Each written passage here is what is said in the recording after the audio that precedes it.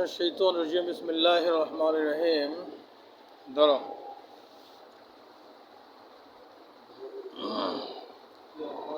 সাল্লাল্লাহু আলা নবিয়িনা হাবিবিনা মাওলানা মুহাম্মদ ওয়া আলা আলিহি ওয়া আসহাবিহি ওয়া বারাকা সাল্লাম।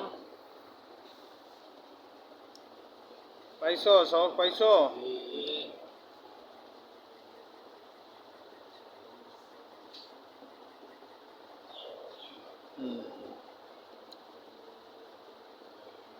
বাবু নুজুলিন নবী সাল্লাল্লাহু আলাইহি সাল্লাম আল হিজর, তাই না? আচ্ছা, এই আলোচনা তো গতকালকে গেছে। হুজুর পাক সাল্লাল্লাহু আলাইহি সাল্লাম তবুক যুদ্ধে যখন গেলেন, পথের মধ্যে হযরত সালেহ আলাইহিস সালামের কওম, ওই যে নাকারা আজ সঙ্গে খারা বরকশিদ, তো সালেহ আলাইহিস সালামের কওম হিজর নামক জায়গায় তোমার ফাখাদাতহুমুর রাজফাতু ফাসবাহু ফি দারিহিম জাথিমিন। ওই যে আল্লাহর তরফ থেকে একটা বিকট আওয়াজে যখন ওই জাতি আল্লাহর রসুলের অবাধ্য হইতে হইতে আল্লাহ সুবহানাহু ওয়া তাআলা সেই যে উটনির নিদর্শন পাঠাইলেন, তাই না? সেই নিদর্শন পাঠানোর পরে সেই উটনি যখন তারা ঠ্যাং কেটে দিতে গেল, ঘটনা আছে না, তোমরা পড়ছো না? আচ্ছা, তখন মনে করো আল্লাহ সুবহানাহু ওয়া তাআলা যখন তাদের কুফরি সীমা লঙ্ঘন করে ফেললো, অবাধ্যতা সীমা লঙ্ঘন করলো, তখন আল্লাহ তাদেরকে শাস্তি দিলেন নাকি? জানো না? এই সেই ধ্বংসপ্রাপ্ত তাদের অঞ্চল, যেটা মক্কানুল হিজির, হুজুর পাক সাল্লাল্লাহু আলাইহি সাল্লাম সেই হিজির নামক জায়গা অতিক্রম করার সময় যে ঘটনা ঘটেছিল, হুজুর সাল্লাল্লাহু আলাইহি সাল্লাম কি বলছিলেন? যে তোমরা কি করবা, এই জায়গা থেকে দ্রুত পার হবা। এবং আল্লাহ বলছেন না তোমার ফালিয়াযহাক কালিলা ওয়ালিয়াবকু কাসীরা, তোমরা বেশি বেশি কান্নাকাটি করো। তাই যেহেতু আল্লাহর আযাব প্রাপ্ত একটা জায়গা, এখানে তো যদি হাসি খুশির সাথে যাওয়া হয়, গল্পগুজব করা হয়, হতে পারে এখানে যারা আযাব প্রাপ্ত হয়েছে সেই আযাব অন্যদেরকেও পাকড়াও করতে পারে। সেই আশঙ্কা আল্লাহ রাসূল কি বলছেন, যে তোমরা ক্রন্দনরত অবস্থায় আল্লাহর আযাব গজবের ভয়ে, আল্লাহর আযাব থেকে বাঁচার জন্য ক্রন্দনরত অবস্থায় এখান থেকে দ্রুত পার হও, তাই না? হুজুর পাক সাল্লাল্লাহু আলাইহি সাল্লাম নিজের চেহারা রুমাল দিয়ে ঢেকে ফেলাইলেন নাকি? সাহাবা একরাম তো বলেন, এখানে জালেমদের কারো ঘরে তোমরা ঢুকবো না, ঘর পড়ে আছে, কোনো ঘরে কি আছে ভিতরে দেখতে যাবে না, বুঝো না? ধন সম্পদ সেখানে পড়ে থাক, কিন্তু জালেমদের কোনো ঘরে ঢুকবা না, এখান থেকে কোনো কূপের পানি গ্রহণ করবা না, আর যদি কেউ পানি গ্রহণ করে থাকে সেটা ফলাই দাও। সাহাবেক এবং কতিপয় সাহাবেক বললেন, ইয়া রাসূলুল্লাহ, আটার খামিরা মাখছি। আল্লাহ রাসূল বলছেন, আটার খামিরা উটকে খাওয়াই দাও, তাই না? রাসূলুল্লাহ সেখান থেকে তাড়াতাড়ি পার হইলেন। সেই ঘটনা যে নজরুল নবী সাল্লাল্লাহু আলাইহি সাল্লাম আল হিজর, সালেহ আলাইহিস সালামের যে জাতি সামুদ, কওমে সামুদ নাকি, সেই কওমে সামুদ তোমার তাদের অঞ্চল পাড়ি দেওয়ার সময় হুজুর সাল্লাল্লাহু আলাইহি সাল্লাম সেই এলাকা পাড়ি দিলেন নাকি, সেই ঘটনা। চলো বিসমিল্লাহির রহমানির রহিম। কলা হাদাসানা وبه قال حدثنا عبد الله بن محمد الجعفري حدثنا عبد الرزاق اخبرنا معمر عن الزهري عن سالم معمر حدثنا معمر عن الزهري عن سالم عن ابن عباس عن ابن عمر رضي الله تعالى عنهما قال لما مر النبي صلى الله عليه وسلم بالحجر قال لا تدخلوا مساكن الذين ظلموا انفسهم ان يصيبكم ما اصابهم الا ان تكون بيقين ثم قنع راسه واوسع السير حتى جاء الوادي ইল্লা আন তাকুনু বাকিনা, তোমরা এই জায়গা পাড়ি দেবা কি ক্রন্দনরত অবস্থায়। কান্না রাসাহু, সাল্লাল্লাহু আলাইহি সাল্লাম নিজের মাথাকে ঢেকে নিলেন রুমাল দিয়া। ওয়াসরা সায়রা, হুজুর পাক সাল্লাল্লাহু আলাইহি সাল্লাম তার বাহনকে দ্রুত হাঁকাইলেন। হাত্তা জাযাল ওয়াদিয়া, এমনকি হুজুর পাক সাল্লাল্লাহু আলাইহি সাল্লাম সাহাবা কেরামদেরকে নিয়ে সেই উপত্যকা অতিক্রম করে গেলেন নাকি। চলো। وبه قال حدثنا يحيى بن بكير حدثنا مالك عن عبد الله بن دينار عن ابن عمر رضي الله تعالى عنهما قال قال رسول الله صلى الله عليه وسلم لاصحاب الحج لا تدخلوا على هؤلاء المعذبين। আল্লাহ রাসূল সাল্লাল্লাহু আলাইহি ওয়াসাল্লাম বলেছিলেন লি আসহাবি, আল্লাহ রাসূল বলেছিলেন লি আসহাবিল হিজর লা তাদখুলু আলা হাউলাইল মুআযযাবিন, এই আযাবপ্রাপ্ত জালেমদের বাড়িতে তোমরা ঢুকবা না। ইল্লা আন তাকুনু বাকিনা আইয়ুসিবাকুম, কেন? হাদিসের মধ্যে জবাব, এই এক হাদিসের তফসির আর এক হাদিস করে দেয় নাকি? ইল্লা ইউসিবাকুম মিসলু মা আসাবাহুম, হতে পারে যদি তোমরা এই বাড়িতে ঢোকো তাহলে এখানে যে আযাব দ্বারা তারা ধ্বংস হয়েছে সেই আযাব তোমাদেরকেও কি পাকড়াও করতে পারে, তাই না? জি দেখা গেছে অনেক ব্যাখ্যা আছে। হ্যাঁ, ওই দোষ সেই দোষ যেই দোষের কারণে তারা ধ্বংস হয়েছে, ওরকম অবাধ্যতা দোষ যদি থাকে কারো ভিতরে থাকে, হ্যাঁ, এই আল্লাহ রসুলের বাহিনীতে দু একজন মুনাফিকও তো থাকতে পারে নাকি? জি আচ্ছা, তাহলে দেখা গেছে তারা ধ্বংস হয়ে যাবে। কি হবে? ধ্বংস হয়ে যাবে। হ্যাঁ, চলো। وبه قال حدثنا يحيى بن بكر عن الله كان عن عبد العزيز بن ابي سلمة عن سعيد بن ابراهيم عن نافع بن جبير عن عمر بن المغيرة عن ابي المغيرة بن شعبة قال ذهب النبي صلى الله عليه وسلم لبعض حاجبتي حاجته فقمت أسكب عليه الماء. قال الا في غزوة تبوك فغسل وجهه وذهب يغسل فغسل وجهه وذهب يغسل ذراعيه فضاق عليه كم الجبة فأخرجهما من تحت جبته فغسلهما ثم مسح على خفيه. چلو ابھی قال حدثنا أبي قال حدثنا خالد بن مخلد حدثنا سليمان قال حدثني عمر بن يحيى عن عباس بن سهل بن سعيد عن ابي حميد قال اقبلنا مع النبي صلى الله عليه وسلم من غزوه تبوك حتى اذا اشرفنا على المدينه قال هذه الطبحه هذه توبة আল্লাহ এই وهذا তোমার হুজুর পাক সাল্লাল্লাহু আলাইহি ওয়াসাল্লাম যখন গাজা তাবুক থেকে মদিনায় ফিরে আসলেন তখন বললেন হাদিহি তওবাতুন, এই মদিনা এলো কি? মদিনা তৈয়বা, পবিত্র নগরী। ওয়াহাদা উহুদ, আর এই যে পাহাড় দেখা যাচ্ছে এটা উহুদ পাহাড়। জাবালুন ইউহিব্বুনা ওয়া নুহিব্বুহু, এটা এমন একটা পাহাড় যেটা আমাদেরকে মহব্বত করে এবং আমরা তাদেরকে মহব্বত করি। এই উহুদ পাহাড় তোমার জান্নাতের গেটে থাকবে। কি? জান্নাতের গেট দিয়েই, হ্যাঁ, জান্নাতের গেটে, জান্নাতিরা যখন জান্নাতে ঢুকবে তখন জান্নাতের গেটে এক পাশে উহুদ পাহাড় দেখতে পাবে নাকি? চলো। وبه قال حدثنا احمد بن محمد اخبرنا عبد الله اخبرنا حميد الطويل عن انس بن مالك رضي الله تعالى عنه ان رسول الله صلى الله عليه وسلم رجع من غزوه تبوك فدنا من المدينه فقال ان بالمدينه اقاما ما سرتم نسيرا ولا قطعتم এই শোনো, আনাস বিন মালিক বর্ণনা করেন আন্না রাসূল সাল্লাল্লাহু আলাইহি সাল্লাম রাজা মিন গাজওয়াতি তাবুকা, হুজুর পাক সাল্লাল্লাহু আলাইহি সাল্লাম যখন তাবুক গজওয়ায়ে তাবুক থেকে ফিরে আসলেন, তাবুক যুদ্ধ থেকে, ফাদানা মিনাল মদিনাতি, আমরা মদিনার নিকটবর্তী হলাম। ফাকালা ইন্না বিল মদিনাতি, হুজুর পাক সাল্লাল্লাহু আলাইহি সাল্লাম বললেন ইন্না বিল মদিনাতি আকওয়ামান, এই মদিনার মধ্যে এমন কিছু লোক রয়ে গেছে, এমন কিছু লোক রয়ে গেছে, মাসিরতুম মাসিরান, তোমরা যে অঞ্চল যে পথ অতিক্রম করো, ওয়ালা কাতাতুম ওয়াদিয়ান, যে উপত্যকা তোমরা অতিক্রম করো, ইল্লা কানু মাআকুম, কিন্তু তারা তোমাদের সঙ্গী, তারা তোমাদের কি? সঙ্গী। আল্লাহ রাসূল বলছেন যে অনেক তোমরা যে যতগুলো পথ অতিক্রম করেছো এবং যে উপত্যকা যে অঞ্চল তোমরা পাড়ি দিয়েছো, মদিনায় কিছু লোক আছে তোমাদের সাথে তারা যাইতে পারে নাই, কিন্তু সবে তারা তোমাদের শরিক, তোমাদের তারা শরিক। শরিক কিসে? সবরে না, উপত্যকা পাড়ি দেওয়ার মধ্যে শরিক না, বরং সবের মধ্যে শরিক। শরিক কিসের ভিতরে? কল ইয়া রাসূলুল্লাহ আহমিল মদিনা, ইয়া রাসূলুল্লাহ এই সফরের কষ্ট, এই যুদ্ধ বিগ্রহ এগুলো আমরা সহ্য করছি, তারা তো মদিনায় ছিল, তারা তো সেই কষ্ট সহ্য করে নাই, তাহলে আমাদের সমান সব তারা কেন পাবে? সাহাবা একরাম আল্লাহ রসুলকে প্রশ্ন করলেও সংক্ষিপ্ত করতেন, বুঝো না, খুব ভয় পাইতেন আল্লাহ রসুল সাল্লাল্লাহু আলাইহি ওয়াসাল্লামকে। ওয়ালা ওহম বিল মদিনাতি হাবাসাহুমুল উযর, কারণ হলো জিহাদে যাওয়ার জন্য তাদেরও ইচ্ছা ছিল, দেখা গেছে কেউ অসুস্থতা থাকার কারণে পারে নাই, আর কেউ সক্ষমতা সফরের সামান বাহন যোগাইতে পারে নাই, তাই যাইতে পারে নাই। তারা পিছনে পিছনে কি করছে? চোখের পানি মুছছে, আমরা যাইতে পারলাম না। হ্যাঁ, অনেক সময় দেখা গেছে ছাত্র, যেমন আমরা দেখছি চরমনে পড়াকালীন সময় দেখতাম অনেক ছেলে পেলে তারা ঢাকা প্রোগ্রামে যাবে, দেখা গেছে কেউ যাইতে পারে না, একটু ছোট সাইজ, ওরা খুব কান্নাকাটি করছে, মন বেজার করে বসেছিল।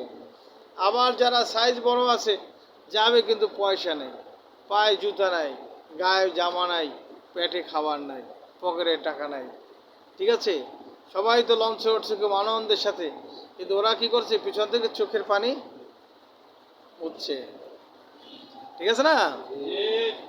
হ্যাঁ, এই জন্য কি তারা আল্লাহ রাসূল বলছেন ওজরের কারণে তারা যাইতে পারে নাই, কিন্তু সওয়াবে তোমাদের সাথে শরীক। তোমার একটা জীবনের স্বপ্ন, আমি একটা সুন্দর মসজিদ করব। স্বপ্ন কাকে বলে জানো? স্বপ্ন, স্বপ্ন বলা হয়, স্বপ্ন বলা হয় তোমার জীবনের একটা লক্ষ্য, এমন একটা বিষয় লক্ষ্য যেটা অর্জন করার জন্য তুমি চেষ্টা করতেছো, পারতেছো না। তোমার নির্ঘুম রাত কাটে, তোমার চোখ থেকে পানি ঝরে, তুমি প্রতিনিয়ত চেষ্টা করেই যাচ্ছ, চেষ্টা করেই যাচ্ছ, কিন্তু তুমি সফল হচ্ছ না। এটাকে বলা হয় স্বপ্ন। এটা কি বলা হয়? স্বপ্ন। সবার চেষ্টা একরকম হবে না, চেষ্টার কি ধরন আলাদা আছে। হ্যাঁ, আবার সবাই সব ধরনের চেষ্টা করতেও পারে না। হ্যাঁ, আচ্ছা, কিছু কিছু চেষ্টা হলো দোয়া করা। হ্যাঁ, কি করা? কিছু কিছু চেষ্টা হলো ছুটোছুটি করা, দৌড়াদৌড়ি করা। তুমি সব চেষ্টা করেও তুমি তোমার নিজের আশা পূরণ করতে পারলা না। হ্যাঁ, একটা হলো খায়েশি আশা, বোঝো? খায়েশি আশা, ভাবলা আমার যদি অনেক 10 কোটি টাকা থাকতো, 5 কোটি টাকা দিয়ে আমি একটা মসজিদ করে দিতাম। এটা আশা হচ্ছে খায়েশি আশা, এগুলোর ভ্যালু নেই। ঠিক আছে, কিন্তু ভ্যালু হলো কোনটার, যে তুমি একটা টার্গেট করলা একটা বিষয়, কিন্তু সব ধরনের চেষ্টা করে তুমি ব্যর্থ হলা, ব্যর্থ রথ হলা, হৃদয়ে আঘাত পাইলা, অন্তর দুমড়ে মুচড়ে গেল, চোখ থেকে পানি প্রবাহিত হলো, নির্ঘুম রাত কাটলো। বুঝে না? এই জাতীয় বিষয় যদি তুমি সেটা বাস্তবায়ন করতে নাও পারো, তোমাকে একজনে বাস্তবায়ন করছে আর তুমি পারো নাই, যে করছে তার সমান সব তোমাকে দেওয়া হবে। অনেক লোক হাসর ময়দানে দেখবে যে সে মসজিদের প্রতিষ্ঠাতা, আরে ভাই সে তো মসজিদ করতে পারে নাই, সে যে চেষ্টা করছে এই জন্য পেয়ে যাবে। একজন মাদ্রাসা করার জন্য চেষ্টা করছে, কিন্তু চেষ্টা করছে সে কি পারে নাই, মাদ্রাসা নির্মাণ করার সে সব পেয়ে যাবে। কথা বুঝে নাই? একটা ছাত্র এত চেষ্টা করছে আলেম হওয়ার জন্য, দিন রাত পরিশ্রম করছে, হ্যাঁ, দিন রাত পরিশ্রম করার পরেও সে কি পারে নাই। দেখা যাবে আল্লাহর রহমতে, আল্লাহ চাইতো হাসরের ময়দানে আলেমদের সাথেই তার হাসর হবে, নাকি? হ্যাঁ, হাসরের ময়দানে বিচারক কি হবে? আল্লাহ তাআলা। তা বিচারকের জন্য উকিল লাগে না? তার দরবারে উকিল কারা হবে বলো? এই দুনিয়ার উকিলটা কি উকিল হবে? উকিল হবে কারা? কারা উকিল হবে?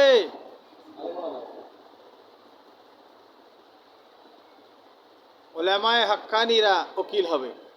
উকিল হবে কিসের জন্য?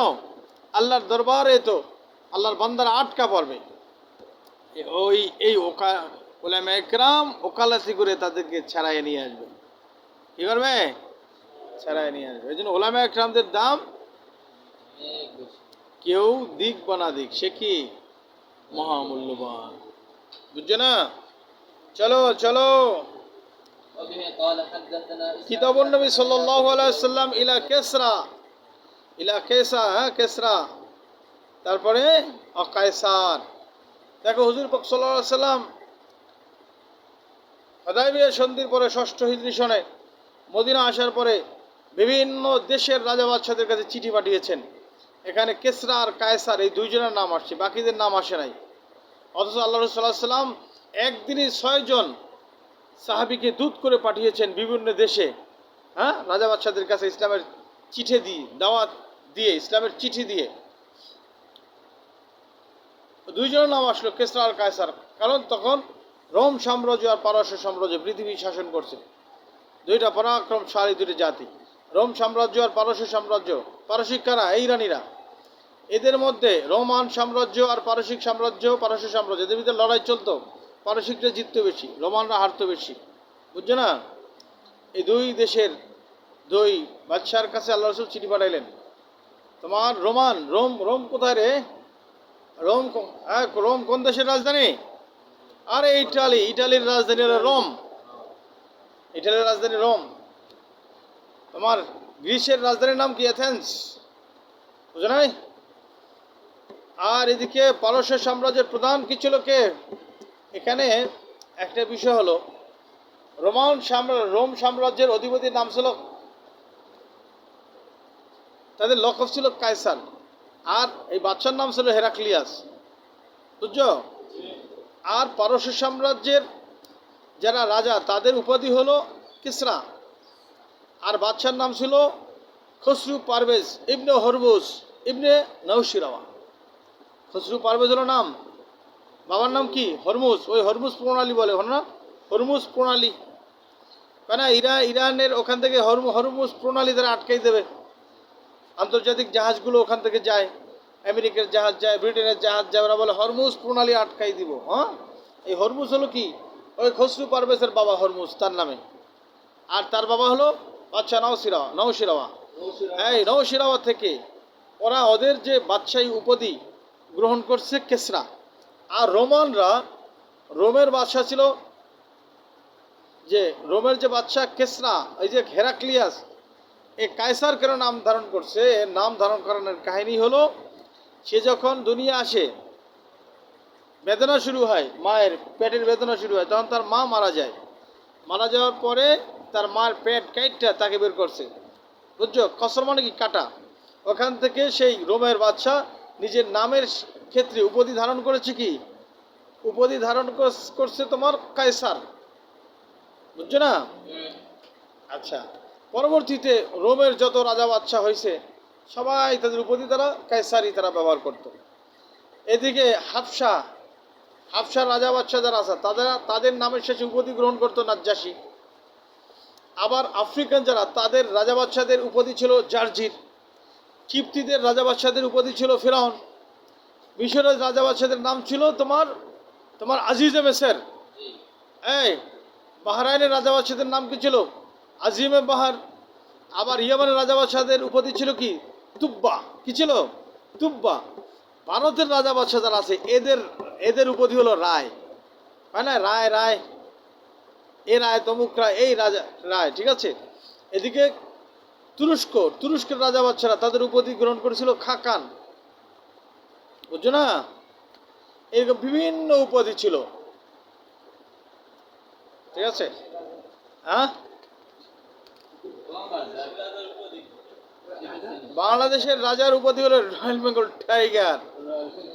এরা হলো টাইগার, কি নাম? টাইগার। মাথা গরম বেশি তো, এই জন্য সুবিধা করতে পারে না, আগাই আবার ফেলু খায়। তো এখানে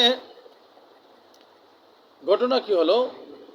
দাহিয়ে কালবে, শোনো ঘটনা শোনো, হাদিসের আগে ইতিহাস শুনতে হবে। হুজুর পাক সাল্লাল্লাহু আলাইহি ওয়াসাল্লাম দাহিয়ে কালবিকে পাঠাইলেন কোথায়? তোমার রোমান সাম্রাজ্যের অধিপতি কায়সারের কাছে পাঠাইলেন। বিস্তারিত ঘটনা তোমরা জানো, এটা নিয়ে আলোচনা হবে না। এদিকে পারস্য সাম্রাজ্যের অধিপতি খসরু পারভেজের কাছে, শোনো, রাসূলুল্লাহ সাল্লাম পাঠাইলেন আব্দুল্লাহ বিন হোজাফাকে। আব্দুল্লাহ বিন হোজাফা রাদিয়াল্লাহু তাআলা আনহুকে পাঠাইলেন কোথায়? তোমার পারস্য সাম্রাজ্যের অধিপতির কাছে। আচ্ছা, এখন যখন হুজুর সাল্লাল্লাহু আলাইহি ওয়াসাল্লাম ইসলামের দাওয়াত দিয়ে বিভিন্ন জায়গায় চিঠি পাঠাচ্ছিলেন, তখন সাহাবা একরাম পরামর্শ দিলেন, ইয়া রাসূলুল্লাহ, আপনার সিলমোহর ছাড়া রাজাবাদশারা চিঠি পড়ে না। তখন হুজুর পাক সাল্লাল্লাহু আলাইহি ওয়াসাল্লাম সিলমোহর বানাইলেন, একটা রূপার আংটি দিয়া, উপরে 3 লাইন বিশিষ্ট। উপরে ছিল আল্লাহ, মাঝে রসুল, শেষে কি? মোহাম্মদ, মানে মোহাম্মদ রসুল্লাহ, ঠিক আছে? এই সিল দিয়া কেসরার কাছে চিঠি লিখলেন, যে চিঠিটা ছিল যে আল্লাহ রসুল মোহাম্মদ সাল্লাল্লাহু আলাইহি ওয়াসাল্লামের তরফ থেকে চিঠি কেসরার, পারস্য সাম্রাজ্য অধিপতি কেসরার প্রতি। সালাম আলা মান ইত্তাবাল হুদা ওয়া আমানা বিল্লাহি ওয়া রাসূলি, শান্তি বর্ণিত হোক যারা হেদায়েত গ্রহণ করে আল্লাহর রসুল প্রতি ঈমান আনে তাদের উপরে। তুমি ইসলাম গ্রহণ করো, শান্তিতে থাকবা। ইসলাম গ্রহণ করো, শান্তিতে থাকবা। আর তুমি যদি ইসলাম গ্রহণ না করো, তোমার কারণে তোমার দেশের সবাই এই আগুনের পূজা করবে। এই পূজা করার কারণে সেই গুনার দায়ভার কিন্তু তোমাকে বহন করতে হবে। গুনার দায়ভার কাকে বহন করতে হবে? তোমাকেই বহন করতে হবে। তো কেসরা এই চিঠির উপরে তার নাম নাই। নাম কার? মিন মুহাম্মাদিন রাসূলিল্লাহ। নবীজির নামটা উপরে দেখিয়া তার এই চিঠি কি হলো? ছিঁড়ে ফেলাইল। ছিঁড়ে ফেলানোর পরে মাথা গরম। পরবর্তীতে ইয়েমেনের বাদশাহ বাজান, ইয়েমেন ছিল তখন কাদের হাতে?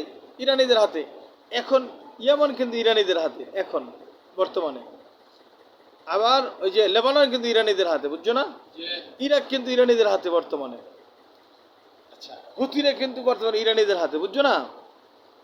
আচ্ছা, তখন বললো যে ঠিক আছে, যে কি মক্কার মোহাম্মদ নিজেকে রসুল দাবি করছে, বিষয়টা কি যাচাই বাছাই করে আমাকে জানাও। ঠিক আছে, তখন ইয়েমেনের বাদশাহ বাজান সে তার একজন গৃহপরিচারিকা, মানে ঘরের একজন লোক, পিএস সিএস মিএস অনেক কিছু থাকে না, ঘরের একজন গৃহপরিচারিকা এবং অন্য একজন ব্যক্তিকে দিয়ে একটা চিঠি লিখে নবীজির কাছে পাঠাইলেন। নবীজি দরবারে চিঠি নিয়ে উপস্থিত হওয়ার সাথে সাথে নবীজি বললেন, তোমরা যাকে রব বলো, আমার রব তো আল্লাহ সুবহানাহু ওয়া তাআলা, আর তোমরা যাকে মালিক বলো, রব বলো, তাকে যে বলো যে আমার রব আল্লাহ তাআলা সিদ্ধান্ত নিয়েছেন কেসরাকে অমুক মাসের অমুক তারিখে ফাইনাল করে দিবেন। কারণ তার অপরাধ আল্লাহ রসুলের চিঠি সে ছিঁড়ে ফেলছে। এই বরকতময় চিঠি রেখে দেওয়া উচিত ছিল, যেখানে আল্লাহ রসুলের হাত ধোয়া পানি, নাক মুখ ধোয়া পানি সাহাবা একরাম খায়, মাথায় দেয়, বুকে লাগায়, হ্যাঁ, একটা চুল এটা বরকতের জন্য সাথে রেখে দেয়, সেখানে আল্লাহ রসুলের চিঠি ছিঁড়ে ফেলাইছে। এই জন্য শাস্তি হলো যে তুমি যে বলো যে কেসরাকে আল্লাহ সুবহানাহু ওয়া তাআলা অমুক মাসের অমুক তারিখ ফাইনাল করে দিবে, মাইনাস করে দেবে দুনিয়া থেকে। তখন বাজানের কাছে চিঠি যাওয়ার পরে বাজান চিন্তা করলো, যদি মোহাম্মদ রাসূলুল্লাহ সাল্লাল্লাহু আলাইহি ওয়াসাল্লাম যদি সে আল্লাহ সত্য নবী হয়ে থাকে, তাহলে তো কেসরা ফাইনাল হয়ে যায়। ঘটনা কি ঘটলো, দেখা গেল ঠিক অমুক যেই দিন যেই মাসের কথা বলছেন ওই দিনই কেসরা ফাইনাল।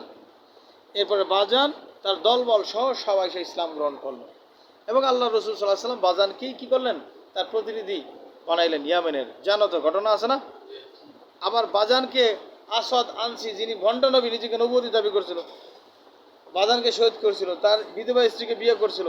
আবার রসুল্লাহ সাহাবা একরাম যাইয়া ফাইরুস বলছিলাম, ঘটনা আছে, ফাইরুস ওয়াদ্দান, হ্যাঁ, ফাইরুস এবং দাইয়ান এরকম আছে সাহাবা, আর আল্লাহ রসুল্লাহ সাহাবা একরাম ফাইরুস তাকে ফাইনাল করে দিয়েছিল, জানা আছে না? এবং তোমার আসাদ আনসি যে প্রাসাদে থাকতো, 1000 ছিল প্রহরী সামনে, গেটের সামনে, তাই না? বলছিলাম না, আমাকে প্রধানমন্ত্রীর সামনে কিন্তু 1000 প্রহরী, তাই না, গণভবনে, বুঝছো? যাই হোক, এখন ঘটনা কি ঘটছিল তোমার কেসরা নাম কি, নাম হলো খসরু পারভেজ। এই বাদশার নাম কি? খসরু পারভেজ। তো খসরু পারভেজের একজন সুন্দরী বউ ছিল, নাম হলো শিরিন। নাম কি? শিরিন। আর খসরু পারভেজের একটা পোলা ছিল, নাম হলো শেরওয়া। নাম কি? শেরওয়া। এখন এই শেরওয়া বাপের বউ, মানে সৎমা, তাকে সে চয়েস করলো সৎমার রূপে। এমনকি বাপের বউরে সে চয়েস করছে, বাপ এটা জানছে যে আমার পোলা তোমার বেয়াদব, ও বাপের সৎমার দিকে সব নজর দিছে, ওরে আর দুনিয়া রাখা যাবে না। এদিকে পোলাও জানছে বাপরে না সরাইলে আমি এই শিরিন রে পাবো না, সেও বাপরে স্মরণের মাইনাস করছে।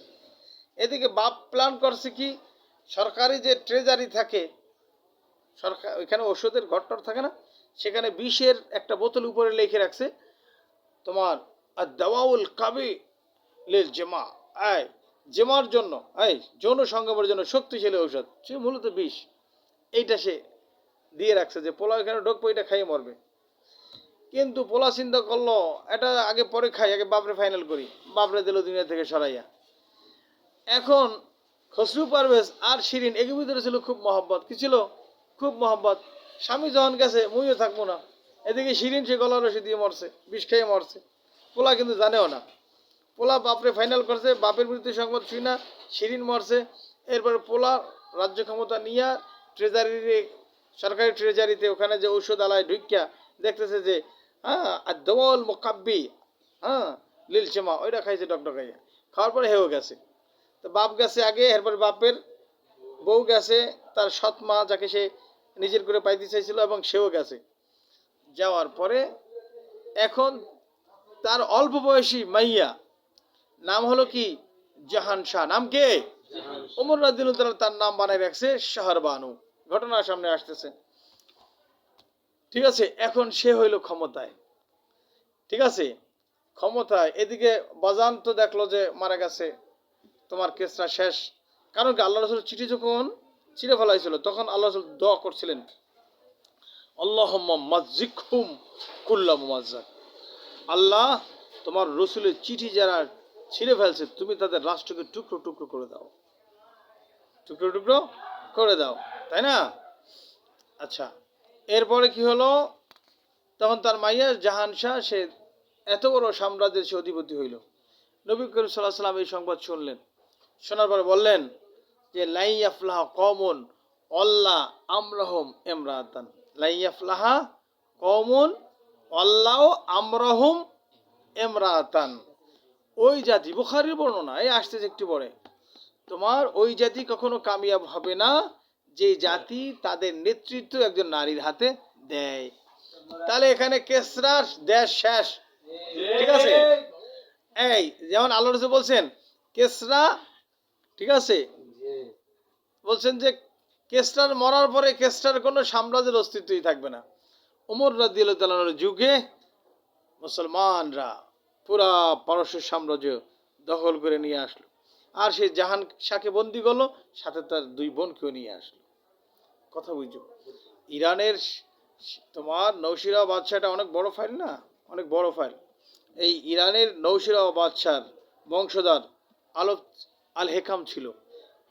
আল হেকাম বিয়ে করে, সেখানে একটা ছেলে হয় সুবক্তিগিন।